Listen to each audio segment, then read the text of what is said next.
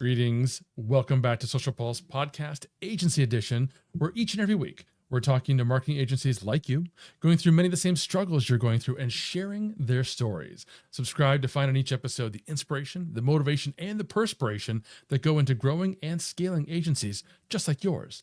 Now, I'm wondering if you're struggling to differentiate your agency in what's probably an increasingly competitive market.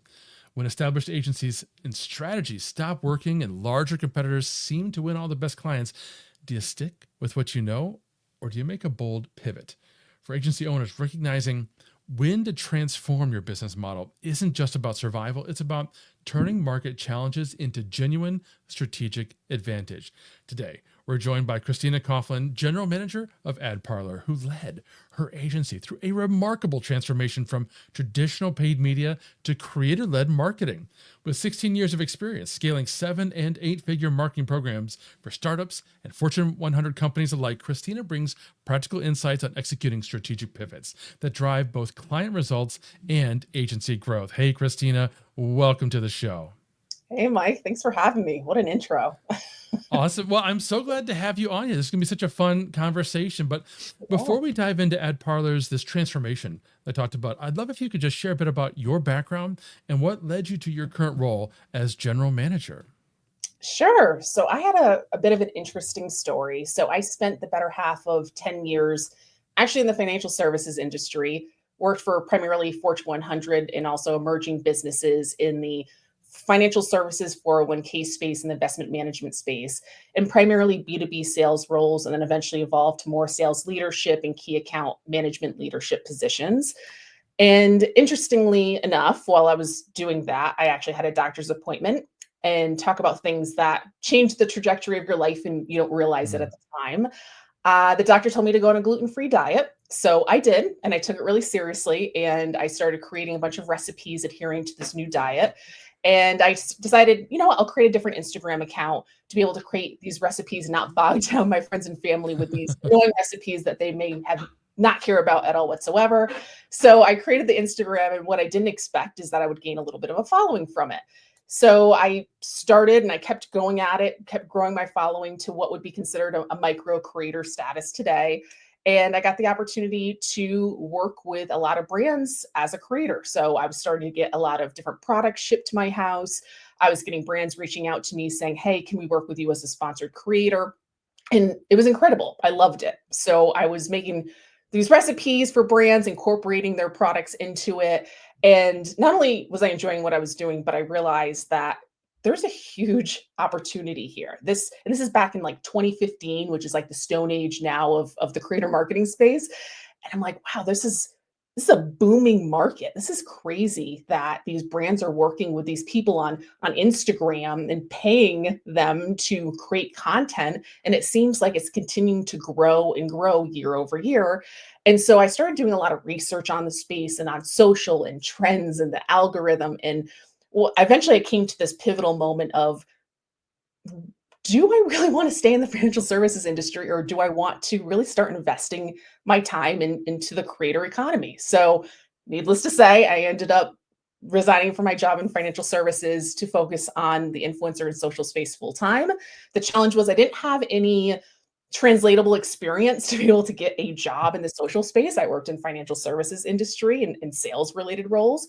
So I just created a job myself, and I started working with advertisers as a consultant to help consult them with their social strategy. And that went really well, except I realized that a lot of these advertisers needed more than just the consulting. They needed the tactical execution of that strategy. So then I ended up bringing folks onto the team, ended up turning into, Kristina Coughlin Consulting to an agency entity. And we ended up growing and scaling pretty quickly. So got to be a 7-figure agency and helping to support advertisers with their social and influencer strategy. Also ended up bringing on my husband. So he ended up Mm. doing it with me, which was amazing because he's great at everything that I'm not great at. And after about 6-7 years of that, I got a LinkedIn message from AdParlor's parent company, Fluent, saying, hey, see your experience, really interested in having a conversation with you because we're looking to grow out our creator monetization app. Would you be interested in having a conversation about this? And I'm like, you know what? I wasn't planning on making a leap, but happy to learn more about it. And I'm glad that I did. So my husband and I made the decision of he would continue to lead our agency and I would just take on this different project in the creator space. So I did that for a while. And then we quickly realized while I was at Fluent that it actually made more sense for us to build the creator marketing offering with an ad parlor, their subsidiary, because ad parlor is actually a paid media agency that already works with a lot of advertisers. And what we've learned over time is that paid media and the influencer space do go so hand in hand. So ended up 2 years ago joining the ad parlor team, building out the creator marketing offering there.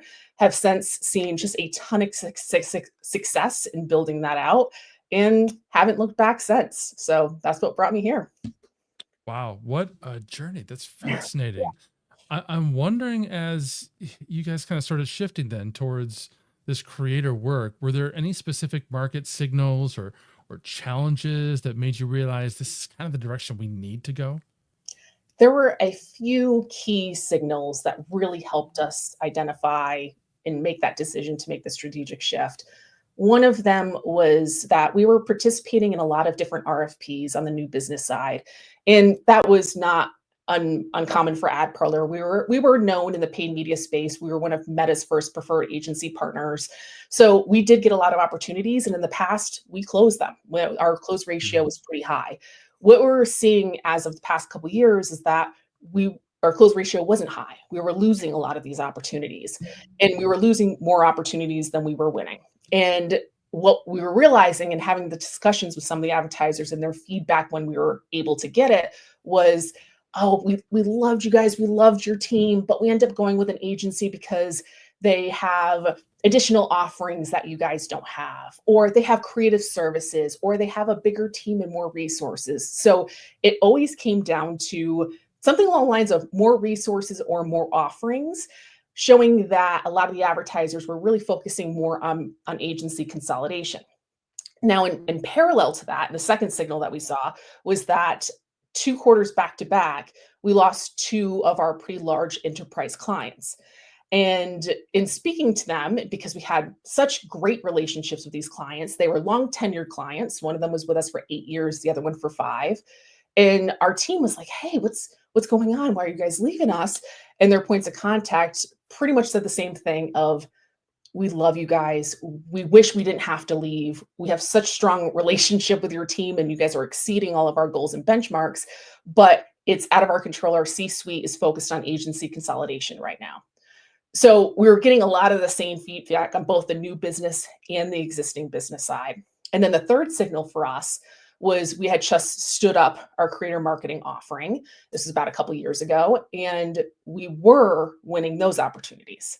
So we Mm. were losing on the paid media side, we were winning on the creator side. So we didn't have as many at bats because we were still relatively new in market in the creator space. But the ones that we were getting, we had strong close ratios on. The clients were buying in, they were interested. So that showed us there's clearly a market shift here. There's a market shift to agency consolidation in the paid media digital space, but it still seems that agencies are willing to invest in creator as a standalone offering. So those were some of those major signals that really help us contribute to the decision of being a creator-led paid media backed agency. That makes a lot of sense. But walk us through the time frame of that decision. Was there resistance internally or maybe even from some clients? And how did you address those kinds of concerns? Yeah, absolutely. Change is tough for anyone, especially when you're going through a whole transformational business pivot. AdParlor has 27 full-time employees, not accounting our shared services with our parent company, Fluent. But 27 people is still enough people where it's not easy to just make a change on a dime. Yeah.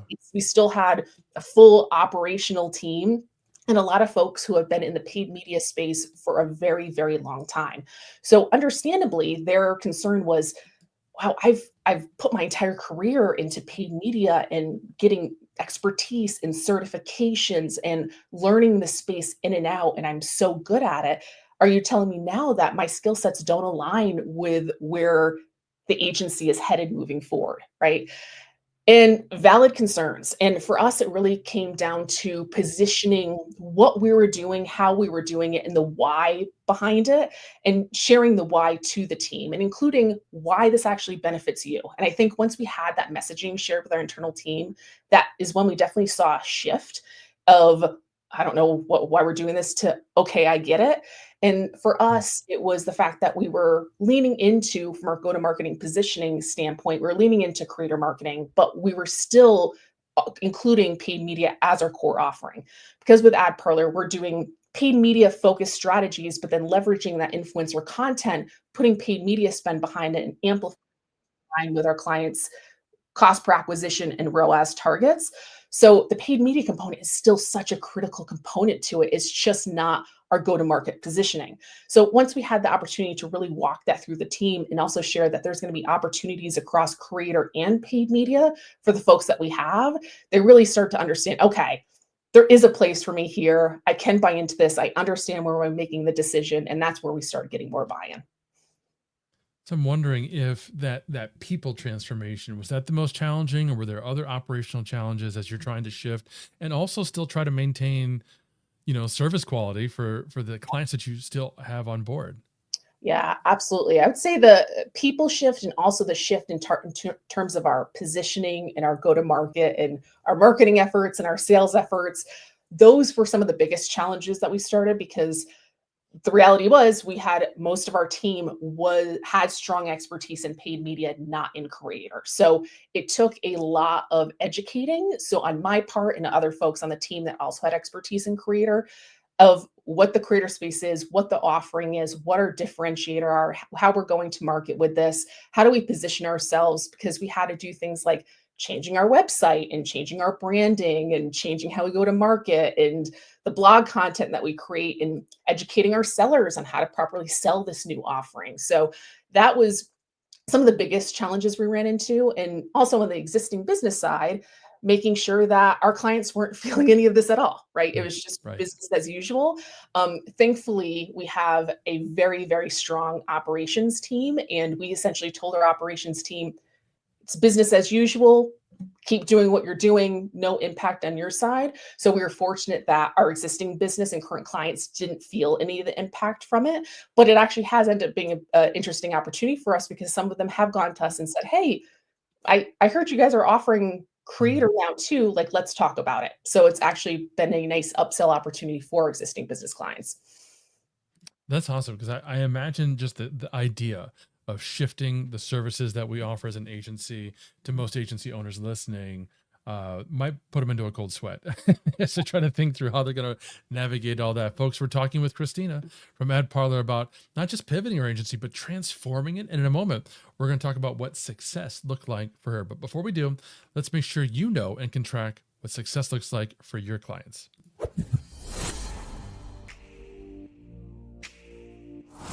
I actually can't say enough great things about the reporting with Agora Pulse. I feel like that is my job security every month. My clients aren't that active on social media, which is why they have me manage their profiles for them.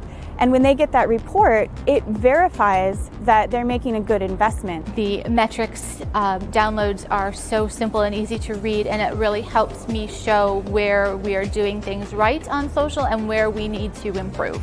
So I think one of the main reasons why we decided to move to Agora Pulse is because it's a more comprehensive, integrated tool for all of our marketing needs.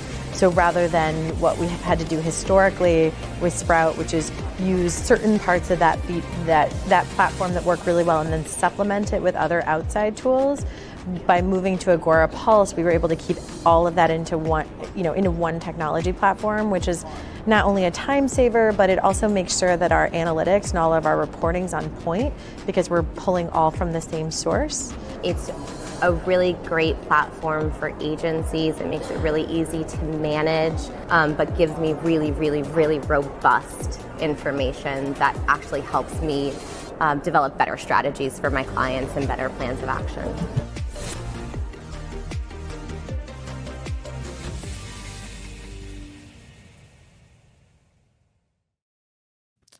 So, Kristina, I'd love if you could just share a specific client success story, maybe that validates that creator-led approach and demonstrates for those listening the impact of this entire transformation that you made.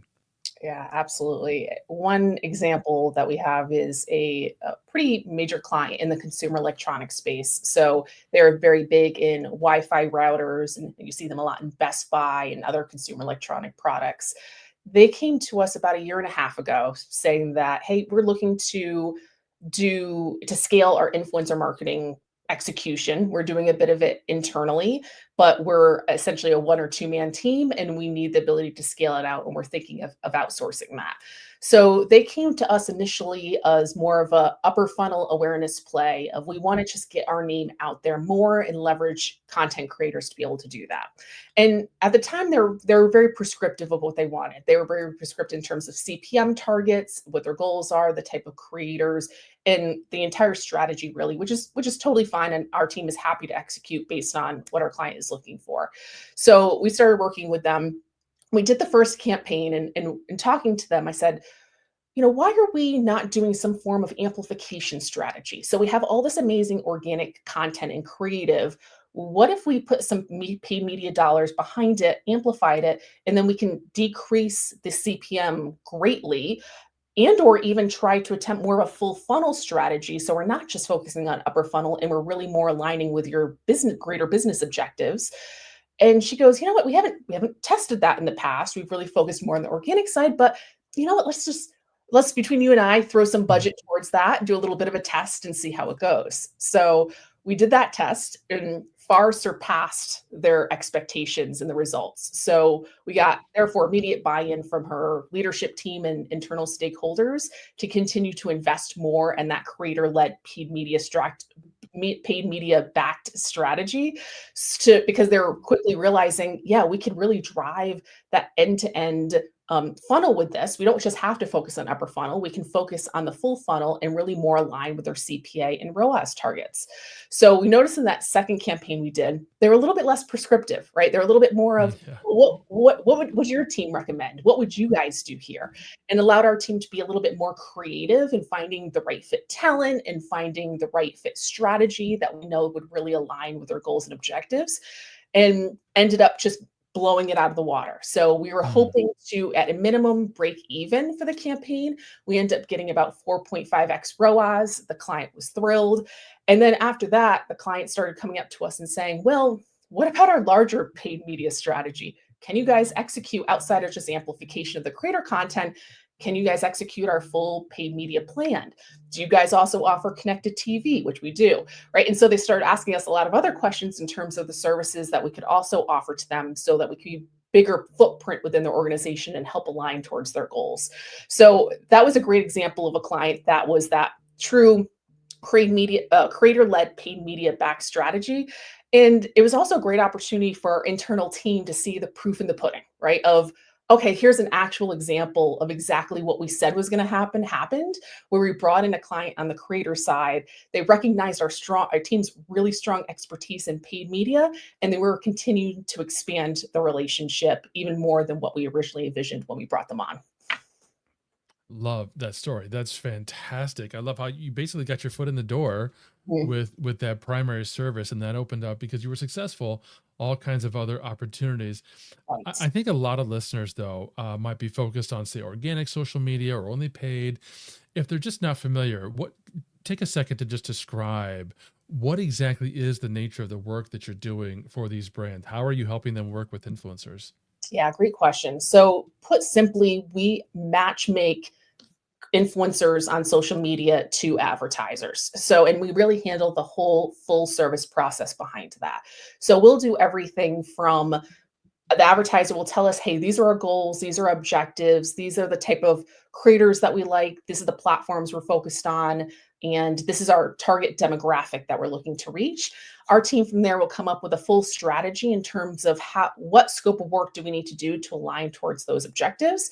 And then we'll focus on executing. So our team will go and do the sourcing of the influencers. So we go out across social. We have tech tools that we leverage for this, but also we'll just manually look out to see what content creators really align with their objectives, or it could also be creators that we worked with in the past that are already established within our network. We'll then share and vet the creators. So we'll vet them for everything from target audience psychographics, their interest, their engagement rate, audience authenticity, content quality, brand safety, you name it, we probably vet for it. And we do all of that before we share any creators to our team for review and creators to the advertiser client for review and approval.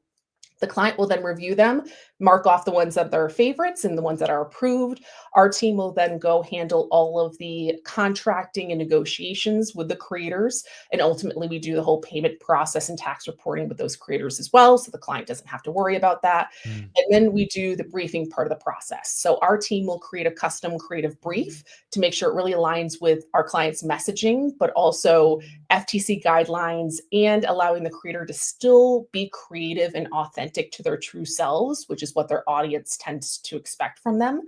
We will work with them on a concepting stage to make sure it's aligned with the advertiser.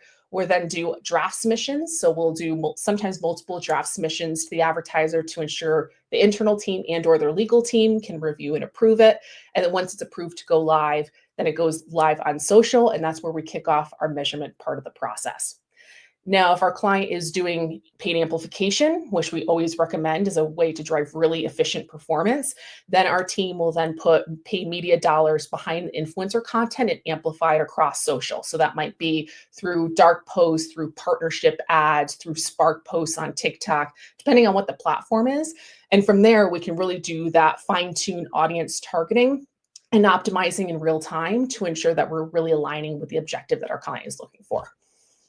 That's awesome. So for those of you listening, if this is an area where you have no experience and don't want to get involved in, but maybe you've had some clients reach out of interest, you can certainly, I'm sure, reach out to Kristina and partner with them.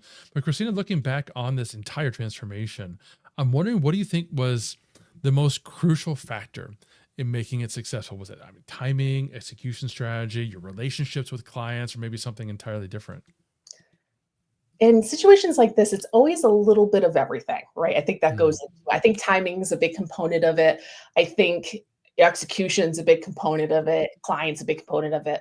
But I think for us specifically, the biggest factor was about the strategic execution as the number one. And then I would say timing would probably be number two. And the reason why I say strategic execution is we were able to quickly differentiate ourselves because of the bread and butter of what AdParlor was to start, which is being the best in the business in terms of paid media excellence and really aligning with our clients' goals and executing against that. And so we were able to take that DNA of what AdParlor is and combine that with this new offering to create a really performance-driven creator offering, which we found was quickly differentiated in market. Because what we were seeing a lot from a lot of other players in the influencer marketing space and a lot of other agencies is that they do tend to focus more upper funnel, which for enterprise brands that have big budgets for upper funnel objectives, that's great. But for realistically more of that mid-market and below type of advertiser, they don't necessarily have big budgets just to focus on eyeballs and engagements. They really want to see more of that full funnel or bottom of the funnel strategy and aligning with the bottom line for their business. So what for us, it was being able to understand, okay, what is our team's strengths and area of expertise? How can we differentiate? And how do we bring this to market in the timing behind that? And I think all of that worked out so well in allowing us to quickly become competitive and get some of those quick wins in the door to kind of prove out that we were able to do this, build out some really great case studies and quickly scale. Talk about looking at the market. I think a lot of agency owners are looking at the market today thinking, man, I need to do something. You've got folks who are managing ads on like say Meta platforms, and then looking at TikTok, seeing that they're now the number one advertising platform in the world in terms of revenue, and yet they might be banned in this country. Who knows what's going on there? So you've got this push pull there. You've got AI taking over everything. They might be feeling like they have got to do something today. What advice would you give them about recognizing, is it the right time? Is it the wrong time? Are they looking at what might be temporary market fluctuations? What advice would you give them to sort that out in their minds? It's a great question. And I honestly think it's something that every agency leader wrestles with at some point. Mm. And for us, really the difference was in making our necessary pivot really came down to two things. pattern recognition and data over emotion. And what, in terms of what to look for and what that means. So if you're seeing as a business leader sustained underperformance over multiple quarters, and not just, hey, we have a bad quarter here and there, or there's economic uncertainty here and there, but we're consistently seeing tough quarter over tough quarter over tough quarter, and it's becoming more of a trend, that's definitely a strong signal to start. And the second one would definitely be client behavior, and that's what we saw really on the ad parlor side, was the fact that we weren't winning as much new business, and also the existing business that we had was going out the door, right? So what I would say for someone who's interested in thinking about potentially making a business pivot, are long-term clients pulling back? Are they leaving? Are they giving feedback that isn't, oh, hey, I'm thrilled feedback? Or is your team currently executing on something and still not delivering on goals using the same playbook that they may have used historically? So those are all really strong signals that the market might be evolving faster than your positioning is. And so my advice would be, in deciding whether or not to make a change, is audit your business honestly. Try to take your emotions, try to take your potential team emotions out of the picture. It's hard to do. It's, easier said than done, but also critically important. Use data and take a look at your offer, your margins, your closed won business, your clients and your client outcomes, and what's going on in the market, and make a decision on, is this something that is really working for us or not? And then talk to your clients too. Get feedback, whether it's new business opportunities, existing business. There's a lot of feedback that you can have from those that are currently working with you or those that in market. So leverage that and leverage those opportunities. Oh, I want to did I? underscore something you just said, because you talked about this at the outset of the show, and I don't know if those listening really kind of took it to heart, but you specifically talked about how you were losing deals and you asked them why, and you were losing customers and you asked them why. Those are extremely uncomfortable conversations that most of us as agency owners and marketers, we don't want to have those conversations. If somebody says, no, we don't need your services, like, okay, fine. If someone says we're leaving the agency, okay, fine, goodbye. To reach out and ask them to share with you why is, potentially being very vulnerable in that moment. And I think that's hugely important. So I appreciate you stressing that for all of our listeners. Yeah, absolutely. It's not easy, right, to get constructive feedback for anything, whether it's new business, existing business, your manager, right? But it's something we really lean into, because it is so true that when you do get it, you don't always do, but when you do get that feedback, it can be such extremely valuable feedback by a trusted source that can really help inform your day-to-day work, your team's day-to-day work moving forward. So I always encourage, it is uncomfortable, but the more you do it, the less uncomfortable it feels over time. So take that step, send out that email, ask that question on a call if you get that opportunity, and you'll definitely get valuable feedback from it. I would also imagine that the more you do that, the more you'll be able to shift what you're doing and how you're doing the things that you're doing, so that you're even more aligned with your actual target audience. So you'd have less need and less opportunity for those kinds of conversations. We were talking with Brooke Sellis on the podcast recently, who does social care for major clients. And she's been doing social care for, I think she said 8 or 9 years, it's probably been 9 years. And she has 0% churn, because she paid so much attention to what the clients needed at the outset, and she's continuing to talk to them and listen to them, that she doesn't have churn with her clients. So she didn't have to have those conversations, which, knock on wood, is a real blessing for her. My last question for you, Kristina, I'm just wondering, as you went through this process, knowing as I do that you hadn't done anything like this before, were there any specific resources or mentors that you turned to help kind of guide some of your decisions and your approach? Yeah, definitely. I was very fortunate in my career, in the past and still today, to have amazing mentors, whether they're formal or informal mentors. Informal being someone that you really look up to, that isn't really in a mentorship capacity, but someone that you trust and can have some good conversations with.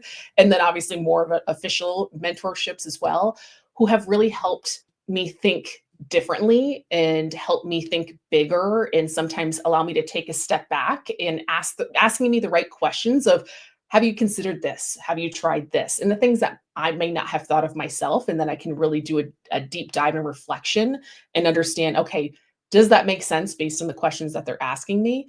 I've been very, very fortunate with having some amazing, amazing folks that have really helped support with that. And on top of that, I would also say peer communities. So reaching out and engaging with other agency leaders has been an amazing opportunity. There are so many great masterminds out there specifically for agency leaders. And even if you're not doing a formal mastermind, just connecting and having the opportunity to connect with other business leaders. So I just had the opportunity to connect with a few agency leaders back at actually a Formula One event a few weeks ago. And it was so great to talk to other folks that are in the same role as me and talk about our challenges and our wins and our opportunities. And we all offer slightly different services, but it is amazing how you run into so many of the same challenges and people challenges and business challenges and market and new business. And you talk through all those things. And then you get different nuggets of information from each person. And also the validation of there are some times that things are just hard and there are challenges that you have to work through. And you know, you're not alone. There are other agency leaders who are going through the same exact thing as you. So I would definitely recommend, if you don't already, get yourself a mentor and then participate in having some of those conversations with other agency leaders because you'll get so much value from it. Oh, I could not agree more. I love that advice. I'm a huge fan of masterminds, but whether it's a paid mastermind or it's one that you run yourself, Yep. find yourself some people that you can talk to on a regular basis because you'll gain more from helping them than you'll gain from them helping you. I guarantee you that. Kristina, you've been absolutely amazing. This has been such a profound interview for folks who've got questions, their minds are buzzing, or maybe they want to reach out to partner with you. Where should they go? Absolutely. So you can check us out at www.adparlor.com or info@adparlor.com is our direct team email. Feel free to shoot us a note. We're always happy to have a conversation, even if it's something that's just exploratory and you're just looking to find out more information. We're always happy to chat and support and leave you with some value as you move forward with your current influencer strategy, whether it's with us or not. Fantastic. Well, that is all the time we've got for today, friends, but we will, as always, have all of Kristina's links in the show notes below. And don't forget to find Social Pulse Podcast Agency Edition on Apple or Spotify. Drop us a review. Let me know what you thought of this episode. If there are questions that you wished I would have asked, or maybe a guest that you'd like to see in the future. Until next time. Thank you for listening to another episode of Social Pulse Podcast Agency Edition, hosted by Mike Alton and powered by AgoraPulse, the #1 rated social media management solution, which you can learn more about at agorapulse.com. If you enjoyed this episode, please subscribe on your favorite podcast player and be sure to leave us a review. Your feedback is important to us.